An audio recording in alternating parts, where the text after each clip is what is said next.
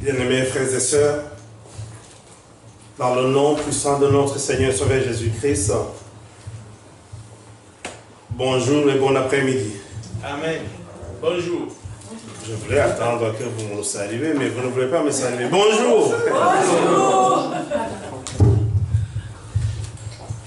Je suis ému par le chant qu'on était en train de chanter. Et je suis touché en méditant et en réfléchissant sur les paroles que Christ n'a pas attendu que nous venions vers lui. Mais c'est lui qui nous a cherché le premier. C'est lui qui t'a cherché le premier. C'est lui qui m'a cherché le premier. Nous sommes gâtés. Vous savez, lorsqu'on cherche quelqu'un dans un but de lui faire du bien, cette personne est gâtée. Amen.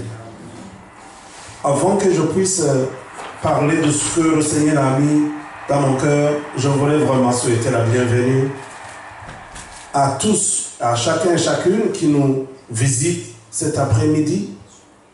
Je vois des figures, je vois des visages. Oui, que le Seigneur vous bénisse. Sentez-vous dans la paix, ma soeur.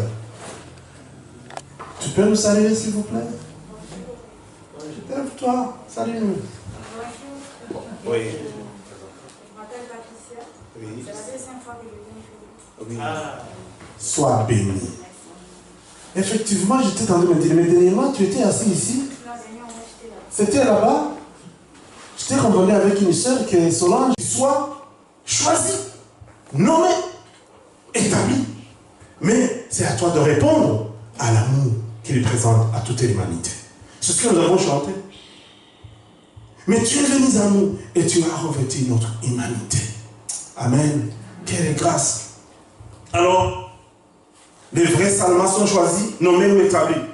Et c'est la différence vitale entre eux et les faux salmans. Au verset 6, les faux salmans sont jetés dehors, sont ramassés, sont secs et sont brûlés, jetés dans le feu. Il appartient au divin vigneron et à son savoir-faire d'être à même de distinguer entre le vrai et le faux. Là aussi, vraiment. Parce que vous savez, nous avons beaucoup des assemblées, beaucoup des églises, et beaucoup parlent. Mais actuellement, parce que moi je ne peux pas me permettre le droit de juger qui que ce soit, mais il y a aussi ce que je peux appeler discernement. Au regard de la parole de Dieu et de ce que les gens font, je peux dire que non, ça c'est pas de Dieu, parce que ça ne concorde pas avec la parole. Mais je n'ai pas le droit de juger qui que ce soit. Mais quoi qu'il en soit, le Dieu que je parle, il sait bien distinguer le vrai du faux. Moi et toi, nous pouvons nous tromper, mais lui ne se trompe pas. Amen. Il connaît.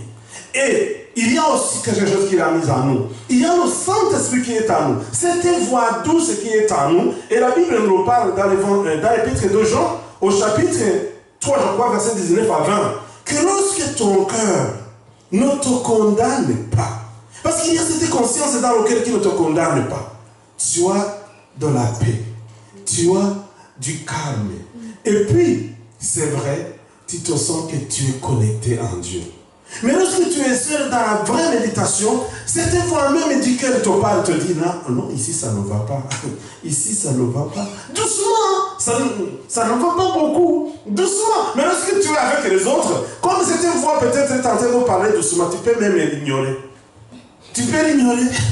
Des fois tu peux l'ignorer, tu dis, ah, calme-toi. Les gens me voient que je suis capable avec les autres. Mais lorsque tu es seul, soit dans ta chambre, toi, au lit, soit dans la douche, il y a cette voix douce qui te parle. Il y a ce qui ne va pas. Est-ce que toi, tu ne vois pas que là, c'est vrai, là, et puis, lorsque tu commences à traiter cette voix-là, tu commences à te répandre. Oui, pardonne-moi, Seigneur. C'est moi. Le vrai moi, Eliud, c'est ça. C'est ça. Parce qu'il te montre, cette voix te montre. Et c'est là, alors, où la Bible nous dit que, lorsque nos cœurs parviennent à nous montrer toutes ces choses, Dieu est plus grand que ton cœur. Amen. Mais déjà, il a mis quelque chose dans ton cœur qui puisse te montrer ce qui est vrai et du faux. Alors, comment est-ce que tu distingues ça? Et comment est-ce que tu agis à cette voix? c'est bien d'accepter de changer, afin que tu ne sois pas un sarment qui est jeté dehors, ramassé et brûlé. Amen. Amen. La Bible nous parle aussi des choses que souvent, j'allais dire que je ne veux pas mettre de commentaires, mais qui donnent le commentaire eux-mêmes. Il y a des sarments qui sont dans la vigne par leurs propres efforts et non par le choix de Dieu. Parce que Matthieu chapitre 7, à partir du verset 15 et 23, nous le dit. Il y en a ceux qui vont aller devant Dieu le jour J quand il va venir. Et ils diront, mais n'avons-nous pas prophétisé à ton nom? Nous avons fait des miracles à ton nom, mais nous avons fait, même réveiller ceux qui sont morts à ton nom. Mais le Seigneur dit, je ne vous ai jamais connu. Que Dieu me pardonne et Dieu m'aide. Je n'ai pas vraiment de commentaires sur ça. Mais aujourd'hui, comme je vous l'ai dit, ce que je peux avoir, c'est au moins l'esprit de discernement par rapport à la parole. Que si cette parole, que telle autre personne est en train de dire, n'est pas conforme, ou l'enseignement, ou la prédication, que telle personne n'est pas conforme, je peux dire non, ça je m'abstiens, je refuse même, je ne veux même pas entendre. Pourquoi? Je peux dire parce que ce n'est pas conforme à la parole de Dieu. Amen. Mais aujourd'hui, il y en a beaucoup. C'est là, il y en a alors des sermons qui sont dans la vigne par leur propre effort. Des personnes qui disent Dieu a dit alors que Dieu n'a rien dit. Des personnes qui disent Dieu m'a appelé alors que le Seigneur ne les a jamais appelés. Des personnes qui disent Dieu m'a parlé alors que Dieu n'a pas parlé. Oh, malheur à eux. Parce qu'on ne se moque pas de Dieu. Ce jour J viendra et le Seigneur dit je ne vous ai jamais connu. Vous me dites ah nous étions des grands apôtres. Aujourd'hui actuellement j'entends des gens qui s'appellent apôtres tel. Grand bishop tel. D'accord, je veux bien que ce ne soit là. Mais devant Dieu ils sont vus comme qui? Je préfère être simple, croyant, et que mon cœur et mon âme soient en connexion totale avec le vrai simple. Amen. Amen. Troisième chose, assurons-nous de notre appel et notre élection. C'est ce que nous lisons dans 2 Pierre, chapitre 1er, versets 10 et 11. Ce sont des choses très importantes. Les encouragements du vigneron au sarment fécond sont les suivants. Au verset 2, il nous est parlé du fruit. Et encore plus de fruits. Au verset 8, on nous parle de beaucoup de fruits. C'est-à-dire qu'un sarment qui est fécond, un sarment qui produit du fruit, on essaie de le garder pour que la fertilité soit totalement grande et qu'il y ait plus de fruits. Aujourd'hui, écoute bien, si tu es le sarment, tu te sens vraiment que tu es le sarment fécond, qui n'est pas détaché de la cèpe et qui va être jeté dehors, fais ceci. Produis davantage de fruits. Et Jean, quand il baptisait dans le désert, quand il a vu les pharisiens venir, quand il a vu les scribes venir, demanda qu'ils puissent les baptiser, il les dira, race de vipères. Là, c'était trop dur. Qui vous a demandé et qui vous a averti d'offrir la colère de Dieu qui va venir. Parce qu'il venait, mais selon l'Esprit de Dieu qui était en Jean, il voyait qu'il n'avait pas réellement à vouloir suivre le salut. Ils avaient peur seulement de la punition physique. Mais il a dit, écoute, produisez des fruits dignes de la repentance. Ce n'est pas cela que je voulais vous dire, mais seulement je voulais dire, si tu es vraiment du Seigneur, produis des fruits dignes de la foi, de la repentance. Soyons des hommes et des femmes qui marquent la différence au siècle dans lequel nous vivons, dans les lieux où nous sommes, chez nous, dans nos familles, dans nos frères et sœurs, du collège, du travail, partout. Montre la différence, parce que c'est ça que le Seigneur nous demande, seulement. C'est un beau témoignage, plus que des paroles que nous pouvons dire. L'anglais qu'utilise le vigneron, parce que vous savez, tous ces vignerons qui font des choses, soit en Alsace, à Lyon, Bourgogne, dans la région Bourgogne, ils ont toujours des engrais chimiques, hein, n'est-ce pas? Même aujourd'hui, tous ceux qui font les grandes récoltes des pommes de terre, les salades, hein, bio. Même les bio, non, c'est différent de bio, le bio. Je ne sais pas s'il y a des engrais chimiques aujourd'hui qui soient bio, C'est parce que c'est déjà chimique, c'est avec des produits d'ordre toxique, comme ça. Mais on les utilise quand même, parce que ça donne des fertilités, des matières qui permettent à ce que la plante ou la semence qui a été mise quelque part soit tellement productive et soit féconde. Ici, le vigneron, c'est qu'il utilise, et c'est ce que je voulais te donner, tu ne produiras pas de fruits si tu n'as pas cet engrais chimique. Cet engrais, vous le savez, c'est la parole de Dieu. Amen.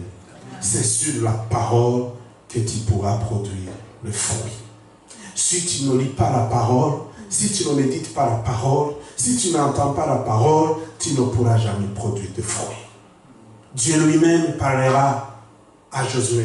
J'aime beaucoup ce texte de Josué chapitre 1er.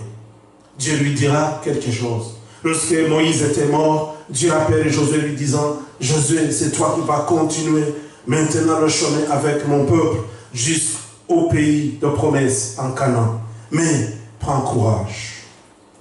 C'est moi-même Dieu qui te dit, fortifie-toi, prends courage. Médite cette parole jour et nuit, qu'elle ne s'éloigne point de tes lèvres. C'est de la sorte que tu réussiras à toutes tes entreprises. Alléluia. Amen. Quelle bonne parole. Des fois, je vous dis, je suis chez moi, et il faut oser quand même.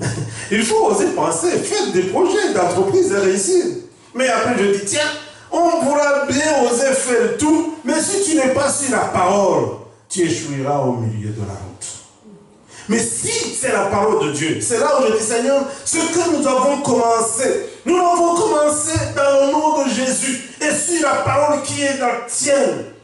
En Apocalypse, j'aime cette parole du premier chapitre, le verset 3, que la parole de l'Éternel est certaine et amen. C'est lui qui s'appelle le témoin véritable, amen. Il dit, j'ai dit ça, c'est la parole. Nous sommes sur la parole, de la sorte, notre entreprise réussira. Amen. L'assemblée que nous avons, c'est pourquoi nous avons dit dès le premier jour, si nous allons enseigner, si nous allons partager des choses qui ne sont pas sur la parole, arrêtez-nous.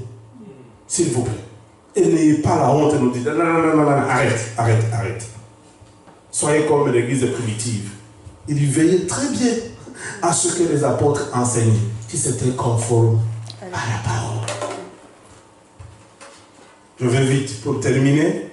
La parole de Dieu est l'engrais chimique. C'est ça que tu utiliseras comme substance qui te permettra de produire beaucoup de fruits.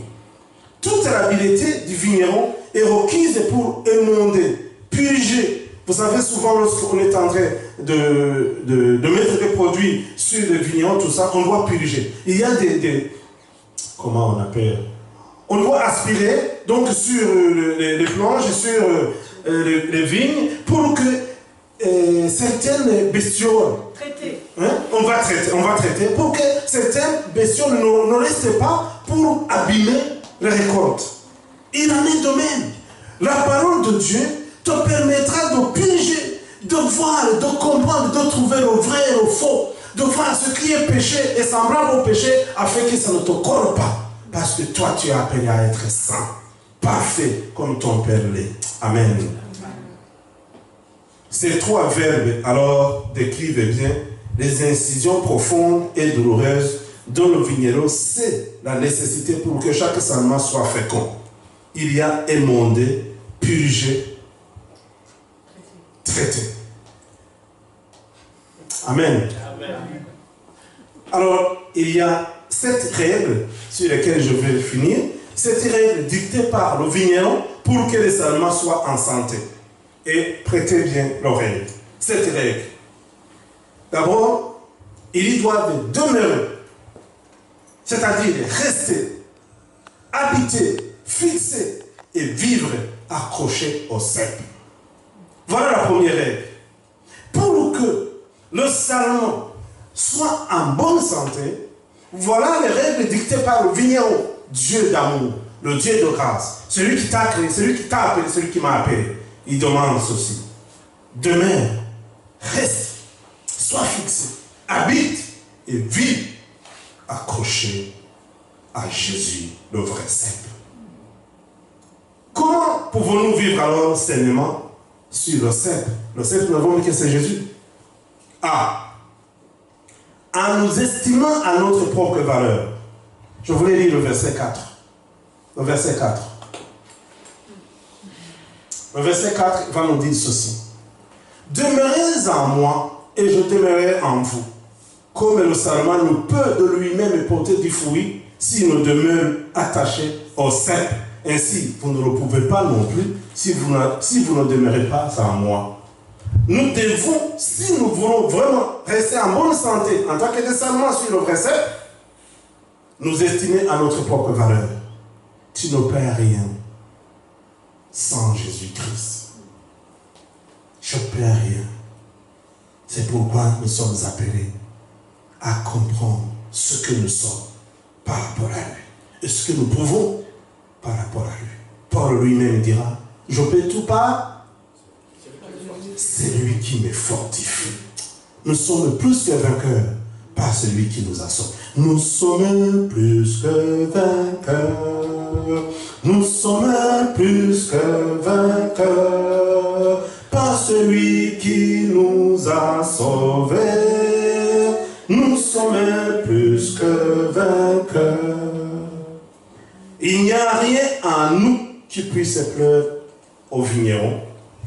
Tout vient de Christ, le vrai cep. B. Je suis en train de citer ce qui puisse nous aider à vivre seulement sur le cep qui est Jésus-Christ. En demeurant dans la parole qui seule peut purifier les salements. Au verset 3, la Bible nous dit, déjà vous êtes purs à cause de la parole que je vous ai annoncée. Mais bien aimés, c'est pourquoi nous prions, purifie-nous par ta parole et par ton sang. 3. En devenant de vrais disciples, nous l'avons vu au verset 8. Si vous portez beaucoup de fruits, c'est ainsi que vous serez mes disciples. Et Jésus-Christ est honoré parce que nous portons des fruits étant des sarments accrochés sur le cep qui est lui-même. D. C'est en cultivant l'amour, synonyme de don de sa vie. C'est par l'amour que Jésus-Christ est venu vers nous. C'est par l'amour qu'il a souffert toutes les souffrances que nous décrivent le prophète Ésaïe au chapitre 55. Mais pourtant, ceux qui l'ont vu avaient cru que celui qui avait fait du tort. Ils l'ont compris comme quelqu'un qui méritait le châtiment. Mais la Bible nous dit que tout ce qu'il a fait, c'était à cause de toi et moi. Nous l'avons vu au jour de la Pâque avec le verset de 2 Corinthiens chapitre 5 verset 21. Quand Dieu a fait Jésus pécher à cause de toi et moi, et que nous sommes devenus justice de Dieu en Jésus-Christ. Mais bien aimés, nous devons cultiver l'amour. Nous l'avons dit au début. Aimez-vous les uns les autres. Ou cinquièmement, en portant les 3 fruits d'un sarment bien portant. Nous avons vu un sarment qui est en bonne santé à 3 fruits. L'amour, la joie et la conduite qui caractérisent un disciple. Si nous voulons vraiment rester fidèles et que nous soyons dans la communion fraternelle ici, nous aurons à cultiver l'amour. Se voir, s'appeler, se parler. Ne pas rester une semaine sans avoir une nouvelle de ton frère, de ta soeur. Un mois, 2 mois, non. Alors comment est-ce que tu prieras pour cette personne? Tu n'es informé de rien. Tu ne sais pas la vie qui est en train de mener. Et si nous allons cultiver cet esprit d'amour, cet esprit de joie, de partage, mais je t'invite, viens, on va partager un barbecue. Il fait beau pour ce moment-ci. Non, j'ai fait une bonne soupe, lorsqu'il fait froid, nous allons... C'est ça, là. Comment dirais-je? Ça va entrer donc dedans les uns les autres et on se connaît des frères et des sœurs. Mais pas s'ignorer, dire qu'on va se saluer quand on est ici à l'entrée de la porte et ça s'en va. Bon dimanche. Alors, F, sixièmement, en permettant à l'esprit d'améliorer sans cesse notre relation avec Jésus-Christ, le vrai cep. Au verset 15, c'est le verset 15 qui nous dit cela. Le verset 15, il est dit ceci. Je ne vous appelle plus serviteur, Parce que le serviteur ne sait pas ce que fait son maître. Mais je vous ai appelé amis. Parce que je vous ai fait connaître tout ce que j'ai appris de mon Père. Essayons d'accepter, de permettre à l'Esprit Saint d'améliorer à nous, sans cesse, cette relation que nous devons avoir avec Jésus-Christ. L'appeler notre ami. Quel ami fidèle et tendre nous avons en Jésus-Christ, toujours prêt à nous comprendre, car nous sommes en souci. Est-ce que vous savez qu'on veut un ami ici même, qui n'est pas Jésus qui connaît tout, un ami d'ici dans le quartier, lorsqu'il vient te voir, tu es en souci. C'est comme si le souci est parti. Alors permettons à ce que l'Esprit de Dieu travaille continuellement en nous cette relation avec notre ami fidèle, Jésus-Christ. Et que quand tu es chez toi, tu l'appelles ami. Tu commences à chanter. Quel ami fidèle et tendre nous avons en Jésus-Christ, toujours prêt à nous comprendre, car nous sommes en souci. Tu es seul, tu es dans la cuisine, tu es en voiture, tu es dans le lit, tu es à la douche, appelle ton ami. Amen. Amen. En dernier lieu, c'est la 7e règle, en étouffant en nous l'esprit du monde qui prêche l'indépendance personnelle. Je ne sais pas si vous comprenez ça. Et ça m'a été encore un peu difficile de comment je puisse vous le transmettre. C'est-à-dire qu'il faut essayer de couper la route, de couper l'envie, de couper le lien avec le monde. Parce que le monde étouffe notre relation spirituelle, notre communion spirituelle. Mais il faut alors que nous aussi, nous fassions plus d'efforts pour l'étouffer davantage, afin qu'il ne nous mette pas dans l'indépendance personnelle, mais que nous soyons dépendants de qui? De Christ, le vrai Saint. Et c'est de la sorte, parce que nous serons animés d'un même esprit, d'un même amour. Nous allons être dépendants les uns des autres. Amen. Amen.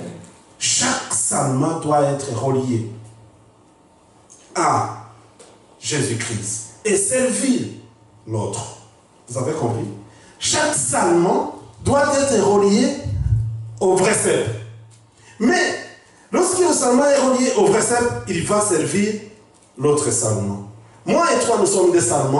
Jésus-Christ, c'est le vrai cep. Si chacun d'entre nous alors est relié, demeuré sur le vrai cep, moi, je serai à ton service, tu seras à mon service, nous serons au service les uns des autres. Et c'est de la sorte que le monde saura que nous sommes des disciples de Jésus-Christ.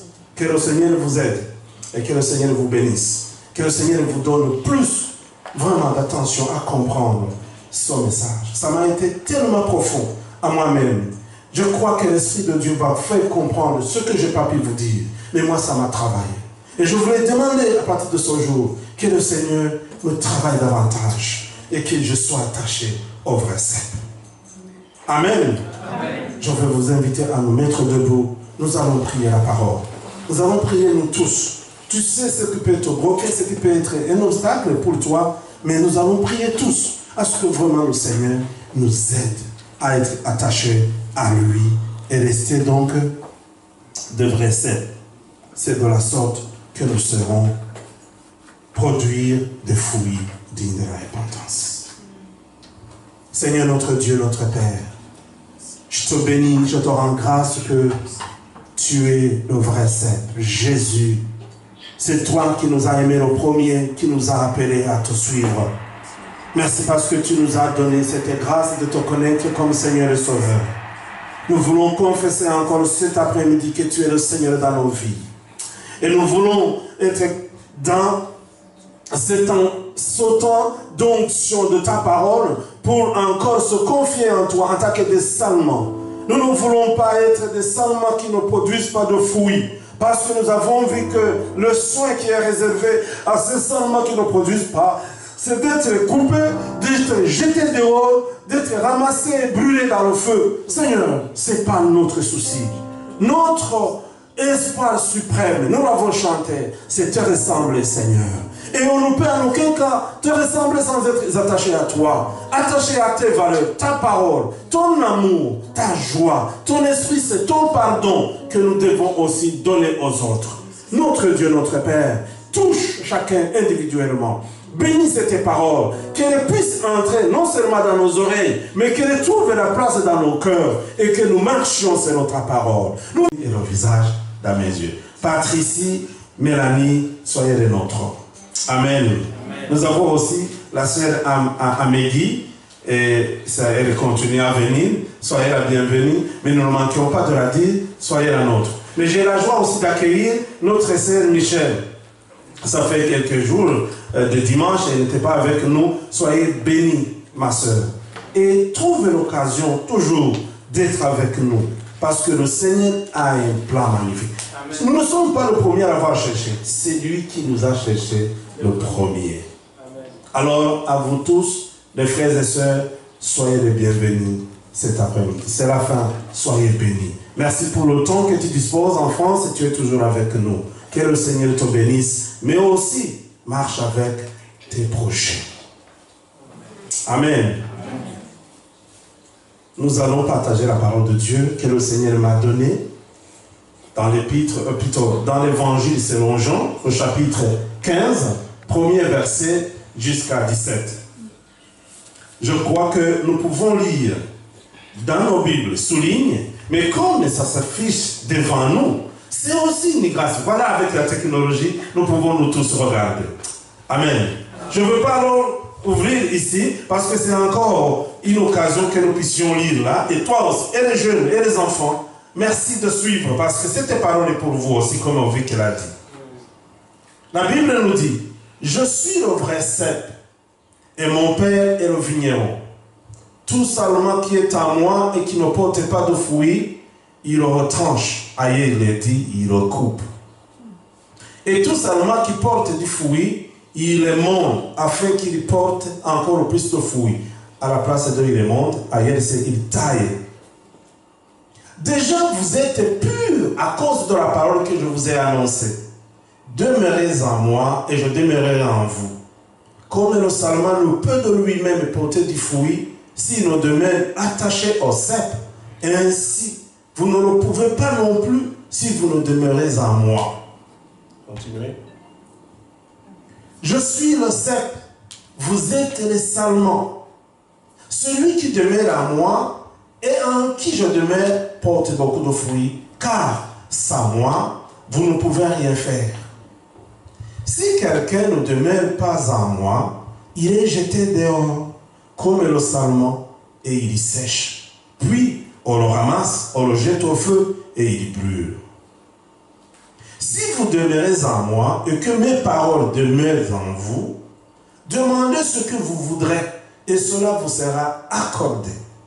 Si vous portez beaucoup de fruits, c'est ainsi que mon Père sera glorifié, et que vous serez mes disciples. Comme le Père m'a aimé, je vous ai aussi aimé. Demeurez dans mon amour. Si vous gardez mes commandements, vous demeurerez dans mon amour, de même que j'ai gardé les commandements de mon Père et que je demeure dans son amour. Je vous ai dit ces choses afin que ma joie soit en vous et que votre joie soit parfaite. C'est ici mon commandement. Aimez-vous les uns les autres, comme je vous ai aimé. Il n'y a pas de plus grand amour que de donner sa vie pour ses amis. Vous êtes mes amis si vous faites ce que je vous commande. Je ne vous appelle plus mes serviteurs. Je ne vous appelle plus serviteur parce que le serviteur ne sait pas ce que fait son maître. Mais je vous ai appelé ami parce que je vous ai fait connaître tout ce que j'ai appris de mon Père. Ce n'est pas vous qui m'avez choisi. C'est ce que nous avons chanté à tout à l'heure. Mais moi, je vous ai choisi et je vous ai établi. Ça, c'est encore plus fort. Afin que vous alliez et que vous portiez du fruit et que votre fruit demeure. Afin que ce que vous demanderez au Père à mon nom, il vous le donne. Ce que je vous commande, c'est de vous aimer les uns les autres. Amen. Amen. La parole du Seigneur jusqu'à là. Mais bien aimés, cette parole, beaucoup d'entre nous, vous l'avez déjà lue. Ce passage, je crois qu'il n'est pas nouveau. Et si même tu n'as pas eu l'occasion de le lire toi-même, quelque part tu l'as déjà entendu. Mais cet après-midi, c'est à travers ce passage que le Seigneur veut nous entretenir, que le Saint-Esprit a mis ces différentes parties que je vais présenter pour que nous puissions comprendre de quoi nous devons retenir, de quoi nous devons faire et de quoi le Seigneur nous recommande. Jésus-Christ lui-même nous dit, « Je suis le vrai cep. » Et alors, j'ai intitulé son message, « Jésus, le vrai cep, dont je suis un sarment. » Toi aussi, tu es un sarment. Ici, c'est sous forme de parabole. Il parle que lui, il est le cep. Mais que son père, c'est qui? Vigneron. Il est vigneron. Oh, magnifique, mon fils. Tu as très bien compris.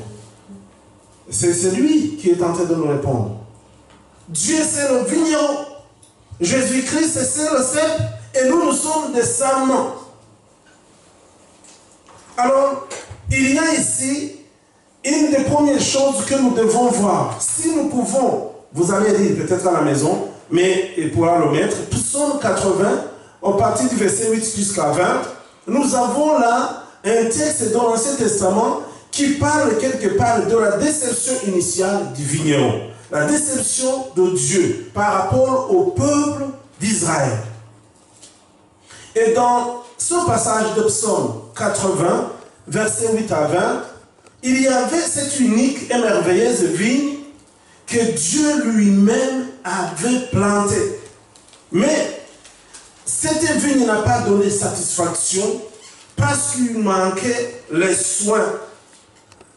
Il lui manquait les soins de l'homme de la droite de Dieu. Ça, on le voit au verset 18. Il ne s'était pas encore levé. Il n'a pas fait ce qui était dans la recommandation de son Dieu. Mais nous pouvons dire aujourd'hui pour nous, merci Seigneur. Remercions Dieu que dans la nouvelle alliance, avec Jésus-Christ, l'homme parfait de Dieu qui siège à sa droite, il est maintenant le vrai cep. Il est celui qui peut réellement nous garder en tant que des sarments, parce que par sarment, on peut entendre que nous sommes des branches. Et lui, c'est la vigne qui est plantée. Avec la nouvelle alliance, nous sommes sur Jésus-Christ et en Jésus-Christ, et de la sorte, nous pouvons être présentés devant Dieu étant agréables. Le vrai cep, c'est Jésus-Christ. Et nous sommes des vignerons. Plutôt les vignes. Le vigneron, c'est Dieu. Nous sommes les sarments. Mais il y a donc ce qu'on regarde au premier verset. Je voulais retourner dans le verset qui commence. Il est tenté d'expliquer qu'un sarment qui ne parvient pas à porter du fruit, un sarment qui ne peut pas être fécond, un sarment qui ne parvient à pouvoir produire quelque chose, il y a des sortes de soins qu'on fait pour ce sarment. La première des choses, c'est ce qui est difficile. On coupe. Ça, ce sont des soins qu'on met. On coupe, c'est-à-dire on la lève sur le vrai cep. On la coupe, on la lève, parce que quelque part, il est gênant. Il n'est pas en train de produire. Il empêche la croissance de la vigne. C'est dur. Ce sont des paroles que souvent on n'aimerait pas faire beaucoup de commentaires. C'est difficile que quelqu'un qui est appelé par Dieu ne peut pas ou ne parvient pas à pouvoir produire le fruit digne de la repentance. Ailleurs, dans l'évangile, il est dit que oui, on est déjà en train de voir couper. Mais il faut faire attention que nous ne soyons pas parmi qui soient coupés. Mais là, il y a des soins. D'abord, on coupe, on l'enlève. Et le problème, c'est que lorsque c'est coupé, c'est mis de côté, ça sèche et on brûle. C'est dommage. Mais c'est ce qui se passe. Hein. Pour ceux qui ont des vignes, ceux qui font donc les plantations, il y a des soins qu'on doit faire à ces arbres plantés pour que ça puisse croître, pour que ça puisse produire et que ça donne de bons fruits. Mais il y a aussi un deuxième soin. C'est qu'on doit les monter, on doit tailler, on doit pouvoir chercher de comment la faire très bien. On enlève quelques saletés, quelques bourgeons qui ne sont pas de nature à produire, on essaie donc de la faire du bien. Et cela, ça permet une bonne croissance. Il en est de même. Pour quelqu'un qui est en Christ, une personne, après avoir reçu le salut, il est devenu une nouvelle créature.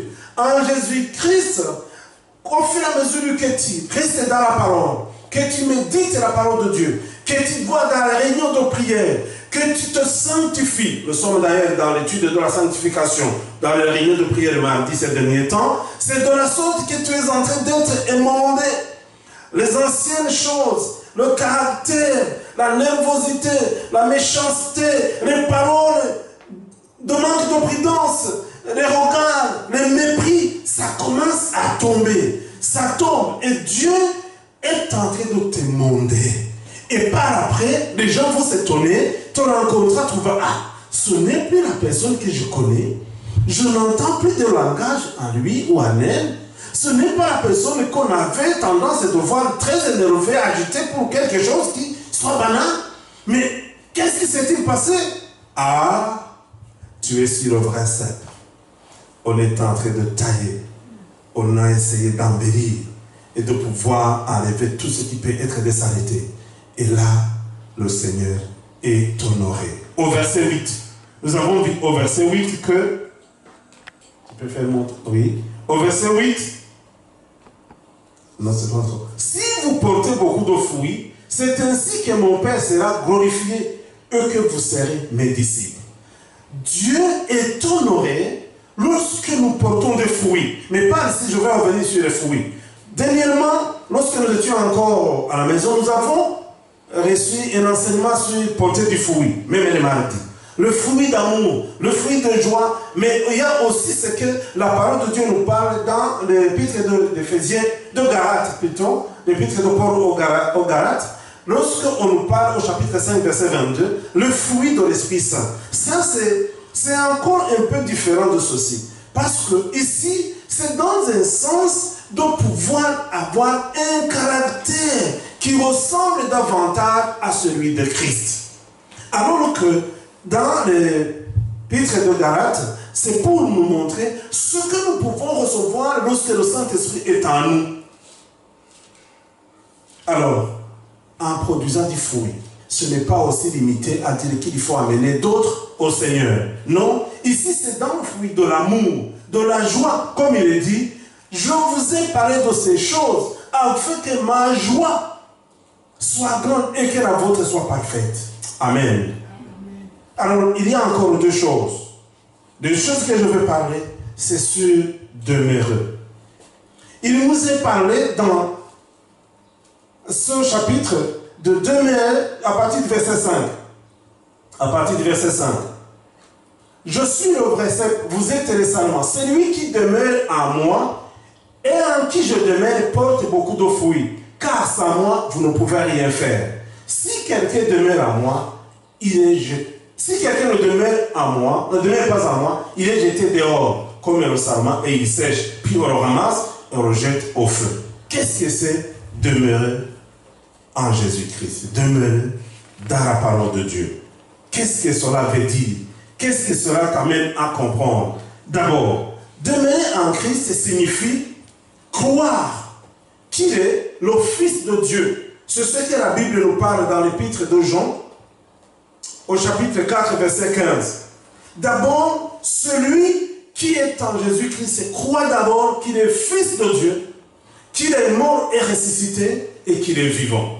Ça, c'est demeurer. Deuxièmement, dans demeurer, nous devons comprendre que c'est accepter son Jésus-Christ comme ton Seigneur et Sauveur. Parce qu'aujourd'hui, il y en a ceux qui le croient comme et sauveur, mais qui ne l'auront pas en tant que Seigneur de leur vie, maître de sa vie. Si tu es en Jésus-Christ, tu acceptes qu'il est ton maître, il est celui qui doit te diriger. Tu ne dois pas aller en dehors de ses recommandations, parce que si tu es en dehors de lui, tu n'es plus sous son autorité. Mais celui qui demeure en Jésus-Christ accepte que ce Jésus soit son sauveur et maître et Seigneur. Je le parle pour les gens qui ont aussi accepté le Seigneur Jésus-Christ, qui se sont aussi donnés le dimanche passé, lorsque nous étions en train de prier pour les gens qui veulent donner leur vie au Seigneur. Je voulais vous encourager avec cette parole. Demeurez dans la foi que vous avez confessée, que vous aimez Jésus-Christ, mais reconnaissez-lui en tant que votre Seigneur et Sauveur. C'est de la sorte que vous garderez ses commandements. Demeurer en Jésus-Christ signifie aussi faire ce que Dieu ordonne. Là, il y a ce qu'il nous recommande. Vous l'avez vu, c'est venu 2 fois. Il est dit, ce que je vous recommande, aimez-vous. Quoi et quoi? Ah, vous êtes fatigué. Je vais faire vite pour ne pas vous garder longtemps. Aimez-vous les uns les autres. Aimez-vous les uns les autres. C'est une recommandation, comment dirais-je? C'est une condition sine qua non. Si tu veux vraiment demeurer en Jésus-Christ. Et même, la parole de Dieu nous dit que comment est-ce que tu aimeras ton prochain? Plutôt, tu aimeras ton Dieu que tu ne vois pas et que tu haïs ton prochain, ton ami, c'est lui qui s'assoit avec toi. La première des choses que Dieu nous recommande, c'est l'amour. Oui, nous confessons que nous aimons Dieu, mais il nous demande d'aimer ton prochain. Aimez-vous les uns les autres. Si tu veux demeurer en Jésus-Christ, demande l'amour à ton prochain. Demande l'amour à ta famille. Demande l'amour à tes voisins. Demande de l'amour à tes collègues de travail. Même si ils te font du tort, te font du mal, mais voilà ce qui va te différencier avec les autres. Et la Bible dit que c'est en cela qu'on reconnaîtra que nous sommes ses disciples. Et celui qui viendra, ou qui vous dira qu'il aime Dieu, mais qu'il n'aime pas son prochain, qu'il n'aime pas les autres, lui, n'acceptez pas son amour. Il ment. Ça, c'est la parole de Dieu qui nous le dit. Et la Bible nous dit encore, vous les reconnaîtrez sur leurs fruits. Et le premier des choses comme fruit qu'on peut présenter, c'est l'amour. Mais l'amour englobe beaucoup de choses. Allez-y lire 1 Corinthiens, chapitre 13, vous irez. Même si tu pourrais parler toutes les langues du ciel et de la terre, si tu peux faire des miracles, tu changes tout ce monde qui est ici en Irak de temps, comme des enfants qui viennent au Seigneur. Tu parles en langue, tu chasses des mots, tout ça, mais si tu n'as pas l'amour. Ici, on n'a pas de cymbales. Prochainement, peut-être, on aura la batterie, parce qu'il y aura des cymbales dessus. Tu es comme une cymbale. C'est-à-dire, on touche, ça fait... C'est rien, c'est vide. Il n'y a rien de profond, il n'y a rien qui touche Dieu en ce que tu fais. Mais lorsque tu aimes les autres, voilà ce qui honore Dieu. Amen. Et voilà ce qui peut te caractériser comme un disciple du Seigneur. Et le monde saura. Si nous nous aimons, ici au millénaire, on le saura. Si nous nous aimons, toutes les autres communautés chrétiennes qui sont ici, on le saura. Et on dira, voilà les disciples. Amen. On n'attend pas d'autre chose que vous allez parler en langue dans toute cette salle. Ou bien que vous allez pouvoir chasser les démons sur la rue, au cours du vendredi, c'est parce qu'il y a un marché. Et vous allez commencer donc à chasser tous les démons. Non. Ils sauront que vous êtes... Ça, c'est la parole du Seigneur. Et la parole de Dieu est Amen. Elle est certaine. On saura que nous sommes des disciples si nous nous aimons les uns les autres. Alors, où est-ce que tu es? Parce qu'habituellement, il y a des choses qu'on dit. À l'échelle de 10, tu te trouves à combler dans cet amour du Seigneur. C'est pas ça que moi je vais te dire. Mais je vais te demander, sois pleinement dans l'amour du Christ et aimer ton prochain. Amen. Deuxièmement, il y a la présente sollicitude du vigneron pour sa vigne. C'est ce que nous avons lu en Jean chapitre 15 au verset 2. Au verset 2, il est dit quelque chose. Même aussi au verset 6. C'est ce que j'ai dit. Au verset 6, il est dit, si quelqu'un ne demeure pas en moi. Il est jeté dehors comme le sarment et il sèche, puis on le ramasse, on le jette au feu et il brûle. C'est terrible. Là, il est en train de nous dire, non, n'allez pas à ce stade, jusqu'à être jeté dehors. Et la Bible dit en Apocalypse que dehors, il y aura des grincements de dents, dans les derniers temps, quand Christ viendra. Et dehors sera des personnes qui seront rejetées. Les ivrognes, les méchants, les criminels, ceux qui font l'abomination. C'est ce que la parole de Dieu nous dit. Aujourd'hui, voilà ce qu'on sollicite. C'est que le Seigneur sollicite à nous. Ne soyons pas des sarments qui soient sèches, qu'on va ramasser, qu'on va jeter dans le feu qui brûle. Mais au contraire, produisons des fruits parce que nous demeurons en Jésus-Christ. Nous demeurons à lui. Et là, nous porterons beaucoup de fruits. Son souci actuel pour le vrai cep, qui est l'Église, c'est de sans cesse améliorer l'état de santé des vrais sarments et avec une vigilance sans relâche. Et monter les faux, les vrais sarments sont choisis, sont nommés, ils sont établis. C'est ce que nous avons vu au verset 13-14. Qui est en train d'avancer? Ça avance? Oui. Regarde. Aimez-vous les uns les autres comme je vous ai aimé. Il n'y a pas plus de grand amour que de donner sa vie pour ses amis. Le verset 14.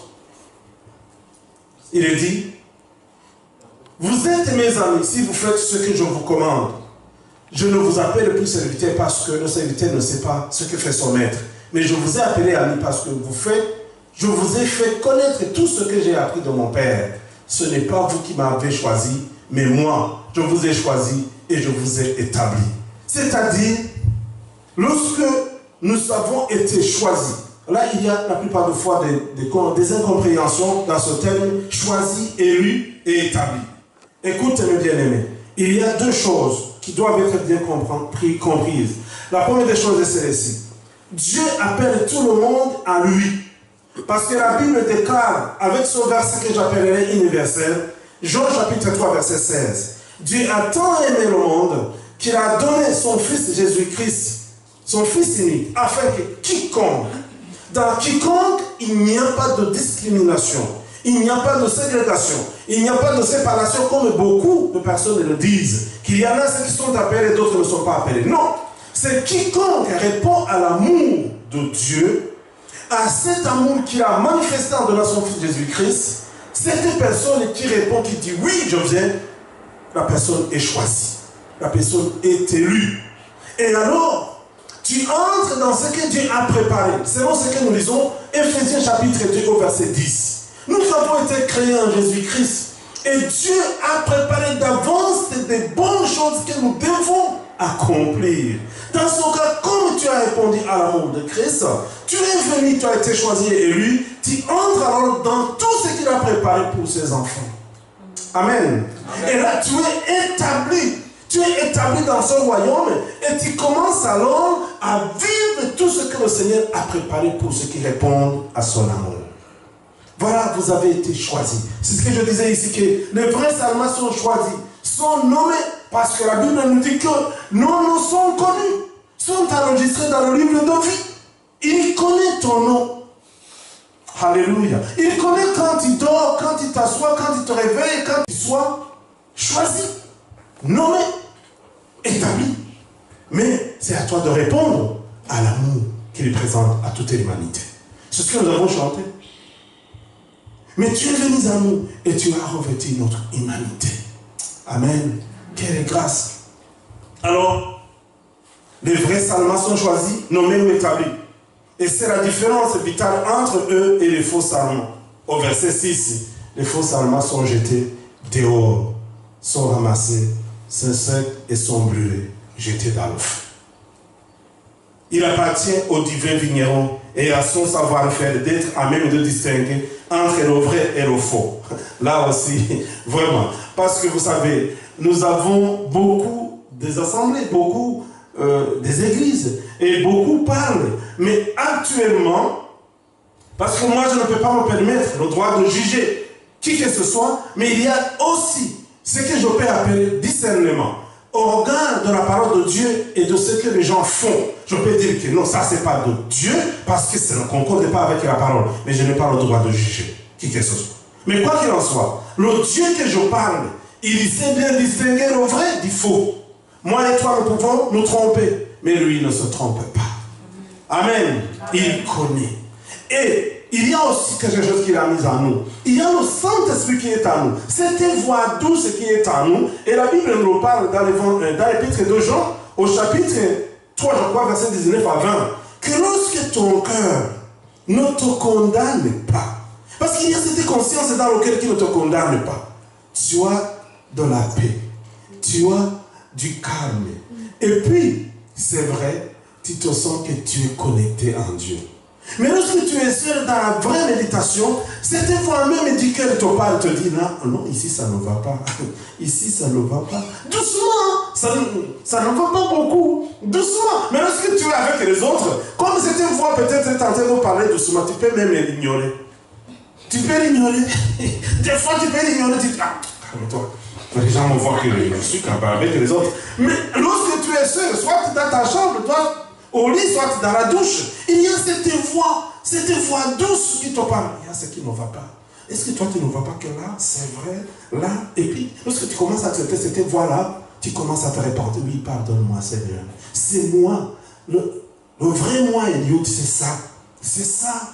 Parce qu'il te montre, cette voix te montre. Et c'est là, alors, où la Bible nous dit que, lorsque nos cœurs parviennent à nous montrer toutes ces choses, Dieu est plus grand que ton cœur. Amen. Mais déjà, il a mis quelque chose dans ton cœur qui puisse te montrer ce qui est vrai et du faux. Alors, comment est-ce que tu distingues ça? Et comment est-ce que tu agis à cette voix? C'est bien d'accepter de changer, afin que tu ne sois pas un serment qui est jeté dehors, ramassé et brûlé. Amen. Amen. La Bible nous parle aussi des choses que souvent, j'allais dire que je ne veux pas mettre de commentaires, mais qui donnent le commentaire eux-mêmes. Il y a des serments qui sont dans la vie par leurs propres efforts et non par le choix de Dieu. Parce que Matthieu chapitre 7, à partir du verset 15 et 23, nous le dit. Il y en a ceux qui vont aller devant Dieu le jour J quand il va venir. Et ils diront, mais n'avons-nous pas prophétisé à ton nom? Nous avons fait des miracles à ton nom, mais nous avons fait, même réveiller ceux qui sont morts à ton nom. Mais le Seigneur dit, je ne vous ai jamais connu. Que Dieu me pardonne et Dieu m'aide. Je n'ai pas vraiment de commentaires sur ça. Mais aujourd'hui, comme je vous l'ai dit, ce que je peux avoir, c'est au moins l'esprit de discernement par rapport à la parole. Que si cette parole, que telle autre personne est en train de dire, n'est pas conforme, ou l'enseignement, ou la prédication, que telle personne n'est pas conforme, je peux dire non, ça je m'abstiens, je refuse même, je ne veux même pas entendre. Pourquoi? Je peux dire parce que c'est pas conforme à la parole de Dieu. Amen. Mais aujourd'hui, il y en a beaucoup. C'est là, il y en a alors des sermons qui sont dans la vie par leur propre effort. Des personnes qui disent Dieu a dit alors que Dieu n'a rien dit. Des personnes qui disent Dieu m'a appelé alors que le Seigneur ne les a jamais appelés. Des personnes qui disent Dieu m'a parlé alors que Dieu n'a pas parlé. Oh, malheur à eux. Parce qu'on ne se moque pas de Dieu. Ce jour J viendra et le Seigneur dit je ne vous ai jamais connu. Vous me dites ah nous étions des grands apôtres. Aujourd'hui actuellement j'entends des gens qui s'appellent apôtres tel. Grand bishop tel. D'accord, je veux bien que ces noms soient là. Mais devant Dieu ils sont vus comme qui? Je préfère être simple, croyant, et que mon cœur et mon âme soient en connexion totale avec le vrai simple. Amen. Amen. Troisième chose, assurons-nous de notre appel et notre élection. C'est ce que nous lisons dans 2 Pierre, chapitre 1er, versets 10 et 11. Ce sont des choses très importantes. Les encouragements du vigneron au sarment fécond sont les suivants. Au verset 2, il nous est parlé du fruit. Et encore au plus de fruits. Au verset 8, on nous parle de beaucoup de fruits. C'est-à-dire qu'un sarment qui est fécond, un sarment qui produit du fruit, on essaie de le garder pour que la fertilité soit totalement grande et qu'il y ait plus de fruits. Aujourd'hui, écoute bien, si tu es le salement, tu te sens vraiment que tu es le salement fécond, qui n'est pas détaché de la cèpe et qui va être jeté dehors, fais ceci. Produis davantage de fruits. Et Jean, quand il baptisait dans le désert, quand il a vu les pharisiens venir, quand il a vu les scribes venir, demanda qu'ils puissent les baptiser, il les dira, race de vipères. Là, c'était trop dur. Qui vous a demandé et qui vous a averti d'offrir la colère de Dieu qui va venir. Parce qu'il venait, mais selon l'Esprit de Dieu qui était en Jean, il voyait qu'il n'avait pas réellement à vouloir suivre le salut. Ils avaient peur seulement de la punition physique. Mais il a dit, écoute, produisez des fruits dignes de la repentance. Ce n'est pas cela que je voulais vous dire, mais seulement je voulais dire, si tu es vraiment du Seigneur, produis des fruits dignes de la foi, de la repentance. Soyons des hommes et des femmes qui marquent la différence au siècle dans lequel nous vivons, dans les lieux où nous sommes, chez nous, dans nos familles, dans nos frères et sœurs, du collège, du travail, partout. Montre la différence, parce que c'est ça que le Seigneur nous demande, seulement. C'est un beau témoignage, plus que des paroles que nous pouvons dire. L'engrais qu'utilise le vigneron, parce que vous savez, tous ces vignerons qui font des choses, soit en Alsace, à Lyon, en Bourgogne, dans la région Bourgogne, ils ont toujours des engrais chimiques, hein, n'est-ce pas? Même aujourd'hui, tous ceux qui font les grandes récoltes des pommes de terre, les salades, hein, bio. Même les bio, non, c'est différent de bio, le bio. Je ne sais pas s'il y a des engrais chimiques aujourd'hui qui soient bio. C'est parce que c'est déjà chimique, c'est avec des produits d'ordre toxique, comme ça. Mais on les utilise quand même, parce que ça donne des fertilités, des matières qui permettent à ce que la plante ou la semence qui a été mise quelque part soit tellement productive et soit féconde. Ici, le vigneron, c'est qu'il utilise, et c'est ce que je voulais te donner, tu ne produiras pas de fruits si tu n'as pas cet engrais chimique. Cet engrais, vous le savez, c'est la parole de Dieu. Amen. C'est sur la parole que tu pourras produire le fruit. Si tu ne lis pas la parole, si tu ne médites pas la parole, si tu n'entends pas la parole, tu ne pourras jamais produire de fruits. Dieu lui-même parlera à Josué. J'aime beaucoup ce texte de Josué chapitre 1er. Dieu lui dira quelque chose. Lorsque Moïse était mort, Dieu appelle Josué lui disant, Josué, c'est toi qui vas continuer maintenant le chemin avec mon peuple jusqu'au pays de promesse en Canaan. Mais prends courage. C'est moi-même Dieu qui te dit, fortifie-toi, prends courage. Médite cette parole jour et nuit, qu'elle ne s'éloigne point de tes lèvres. C'est de la sorte que tu réussiras à toutes tes entreprises. Alléluia. Amen. Quelle bonne parole. Des fois, je vous dis, je suis chez moi, et il faut oser quand même. Il faut oser penser, faire des projets d'entreprise et réussir. Mais après, je dis, tiens, on pourra bien oser faire tout, mais si tu n'es pas sur la parole, tu échoueras au milieu de la route. Mais si c'est la parole de Dieu, c'est là où je dis, Seigneur, ce que nous avons commencé, nous l'avons commencé dans le nom de Jésus, et sur la parole qui est la tienne. En Apocalypse, j'aime cette parole du premier chapitre, le verset 3, que la parole de l'Éternel est certaine et amen. C'est lui qui s'appelle le témoin véritable, amen. Il dit, j'ai dit ça, c'est la parole. Nous sommes sur la parole, de la sorte, notre entreprise réussira. Amen. L'assemblée que nous avons, c'est pourquoi nous avons dit dès le premier jour, si nous allons enseigner, si nous allons partager des choses qui ne sont pas sur la parole, arrêtez-nous. S'il vous plaît. Et n'ayez pas la honte de nous dire, non, arrête. Soyez comme l'église primitive. Il veillait très bien à ce que les apôtres enseignaient, qui s'étaient conformes à la parole. Je vais vite pour terminer. La parole de Dieu est l'engrais chimique. C'est ça que tu utiliseras comme substance qui te permettra de produire beaucoup de fruits. Toute l'habileté du vigneron est requise pour émonder, purger. Vous savez, souvent, lorsqu'on est en train de mettre des produits sur le vigneron, tout ça, on doit purger. Il y a comment on appelle? On doit aspirer, donc, sur les planches, sur les vignes, pour que certaines bestioles... on va traiter, pour que certaines bestioles ne restent pas pour abîmer les récoltes. Il en est de même. La parole de Dieu te permettra de purger, de voir, de comprendre, de trouver le vrai et le faux, de voir ce qui est péché et semblable au péché, afin que ça ne te corrompe pas. Parce que toi, tu es appelé à être saint, parfait, comme ton Père l'est. Amen.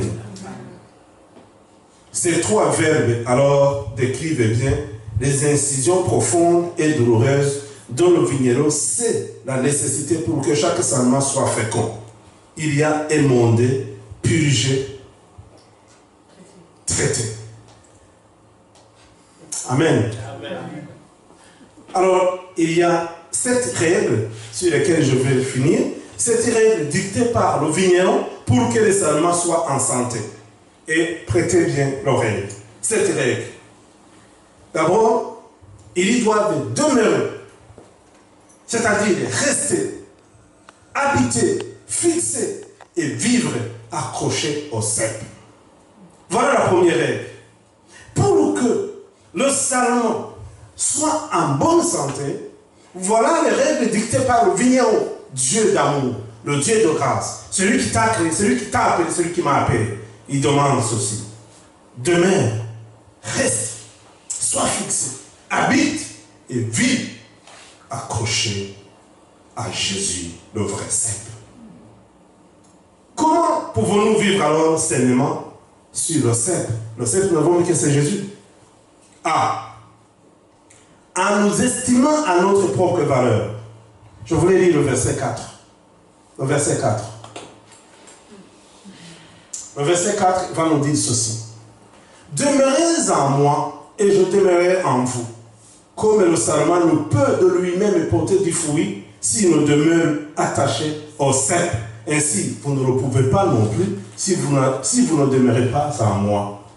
Nous devons, si nous voulons vraiment rester en bonne santé en tant que des sarments sur le vrai cep, nous estimer à notre propre valeur. Tu ne perds rien sans Jésus-Christ. Je ne perds rien. C'est pourquoi nous sommes appelés à comprendre ce que nous sommes par rapport à lui. Et ce que nous pouvons par rapport à lui. Paul lui-même dira, je peux tout par, c'est lui qui me fortifie. Nous sommes plus que vainqueurs par celui qui nous a sauvés. Nous sommes plus que vainqueurs. Nous sommes plus que vainqueurs par celui qui nous a sauvés. Nous sommes plus que vainqueurs. Il n'y a rien en nous qui puisse plaire au vigneron. Tout vient de Christ, le vrai cep. B. Je suis en train de citer ce qui puisse nous aider à vivre seulement sur le cep qui est Jésus-Christ. En demeurant dans la parole qui seule peut purifier les sarments. Au verset 3, la Bible nous dit, déjà vous êtes purs à cause de la parole que je vous ai annoncée. Mais bien aimés, c'est pourquoi nous prions, purifie-nous par ta parole et par ton sang. 3. En devenant de vrais disciples, nous l'avons vu au verset 8. Si vous portez beaucoup de fruits, c'est ainsi que vous serez mes disciples. Et Jésus-Christ est honoré parce que nous portons des fruits étant des sarments accrochés sur le cep qui est lui-même. D. C'est en cultivant l'amour, synonyme de don de sa vie. C'est par l'amour que Jésus-Christ est venu vers nous. C'est par l'amour qu'il a souffert toutes les souffrances que nous décrivent le prophète Ésaïe au chapitre 55. Mais pourtant, ceux qui l'ont vu avaient cru que celui qui avait fait du tort. Ils l'ont compris comme quelqu'un qui méritait le châtiment. Mais la Bible nous dit que tout ce qu'il a fait, c'était à cause de toi et moi. Nous l'avons vu aujourd'hui dans la Pâque avec le verset de 2 Corinthiens chapitre 5 verset 21. Quand Dieu a fait Jésus pécher à cause de toi et moi, et que nous sommes devenus justice de Dieu en Jésus-Christ. Mais bien aimés, nous devons cultiver l'amour. Nous l'avons dit au début. Aimez-vous les uns les autres. Ou cinquièmement, en portant les 3 fruits d'un sarment bien portant. Nous avons vu un sarment qui est en bonne santé à 3 fruits. L'amour, la joie et la conduite qui caractérisent un disciple. Si nous voulons vraiment rester fidèles et que nous soyons dans la communion fraternelle ici, nous aurons à cultiver l'amour. Se voir, s'appeler, se parler. Ne pas rester une semaine sans avoir une nouvelle de ton frère, de ta soeur. Un mois, 2 mois, non. Alors comment est-ce que tu prieras pour cette personne? Tu n'es informé de rien. Tu ne sais pas la vie qui est en train de mener. Et si nous allons cultiver cet esprit d'amour, cet esprit de joie, de partage, mais je t'invite, viens, on va partager un barbecue. Il fait beau pour ce moment-ci. Non, j'ai fait une bonne soupe, et lorsqu'il fait froid, nous allons... C'est ça, là. Comment dirais-je? Ça va entrer donc dedans les uns les autres, et on se connaît des frères et des sœurs. Mais pas s'ignorer, dire qu'on va se saluer quand on est ici à l'entrée de la porte, et ça s'en va. Bon dimanche. Alors, F, sixièmement, en permettant à l'esprit d'améliorer sans cesse notre relation avec Jésus-Christ. Au verset 15. C'est le verset 15 qui nous dit cela. Le verset 15, il est dit ceci. Je ne vous appelle plus serviteur, parce que le serviteur ne sait pas ce que fait son maître, mais je vous ai appelé ami, parce que je vous ai fait connaître tout ce que j'ai appris de mon Père. Essayons d'accepter, de permettre à l'Esprit Saint d'améliorer à nous, sans cesse, cette relation que nous devons avoir avec Jésus-Christ. L'appeler notre ami. Quel ami fidèle et tendre nous avons en Jésus-Christ, toujours prêt à nous comprendre, car nous sommes en souci. Est-ce que vous savez combien un ami ici même, qui n'est pas Jésus qui connaît tout, un ami d'ici dans le quartier, lorsqu'il vient te voir, tu es en souci. C'est comme si le souci est parti.